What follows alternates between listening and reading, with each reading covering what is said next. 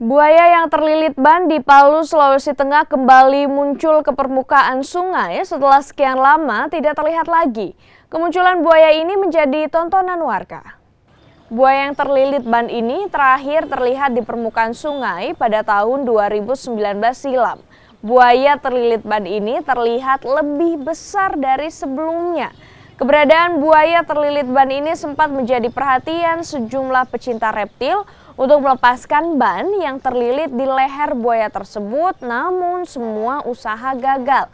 Kemunculan kembali buaya terlilit ban ini di permukaan sungai mengundang perhatian warga yang melintas untuk melihat secara langsung kondisi buaya tersebut.